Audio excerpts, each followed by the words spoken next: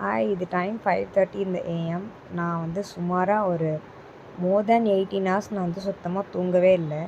ஒரு நாளைக்கு இந்த பகலில் தூங்கினா மட்டும் நைட்டில் தூங்குறது ரொம்ப கஷ்டமாக இருக்குது.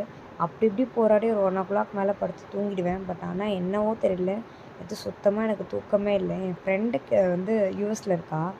அவள் கூட வந்து அவள் டே ஸ்டார்ட் ஆகும்போது நான் சேட் பண்ணேன். அவளோட டேவே எண்ட் ஆயிடுச்சு. ஈவினிங் நைட் 8:30 இருக்கும். அது வரைக்கும் நான் அவளோட சேட் பண்ணியிருக்கேன். அப்படி ஒரு டேவாக தான் போச்சு எனக்கு. ஸோ அரௌண்ட் 4 o'clock ஆகிடுச்சு. இதுக்கு மேலே தூங்க ட்ரை பண்ணோன்னா அதுக்கப்புறம் லன்ச் பேக் பண்ண முடியாது. அப்படியே அந்த டேவே ஸ்பாயில் ஆகிடும்னு சொல்லிட்டு நான் அப்படியே கொஞ்சம் தாக்கு பிடிச்சி 4 o'clock மேலே எழுந்து வந்து ஃபர்ஸ்ட் டைம் 4:30க்கு இந்த பிரம்ம முகூர்த்தத்தில் எழுந்து சுப்ரபாதம் கேட்டேன். ஊரே தூங்கிட்டு இருந்தது. நான் மட்டும்தான் எழுந்து பாட்டு கேட்டு உட்காந்துட்டு இருந்தேன். அதுக்கப்புறம் ஒரு 5:30க்கு பொறுமையாக வந்து கிச்சனுக்கு வந்து என்ன சமைக்கலான்ட்டு யோசிச்சு ரிலாக்ஸ்டாக இன்றைக்கி வந்து எண்ணெய் கத்திரிக்காய் குழம்பு தான் நான் வந்து லன்ச் மெனு பிளான் பண்ணியிருந்தேன்.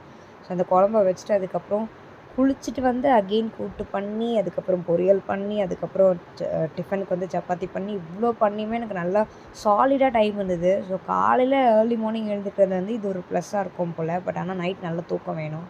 அப்படின்னா தான் நம்ம இந்த அளவுக்கு சஃபோகேட்டடாக நம்மளுக்கு வந்து டைம் இருக்கும் போல். ஸோ அதுக்கப்புறம் பொறுமையாக டீ போட்டு ரேவந்த்க்கும் கொடுத்துட்டு 7 o'clockலாம் வேலை முடிஞ்சிச்சு. இதுக்கப்புறம் போய் தூங்கலாம் அப்படின்னு நினைக்கும்போது மீறி எழுந்துட்டேன். இதுக்கப்புறம் என்ன தூங்க முடியுமா? அவ்வளோதான். அடுத்த சிவராத்திரி மாதிரி தான். அதோட நைட்டு தான் தூங்கணும்.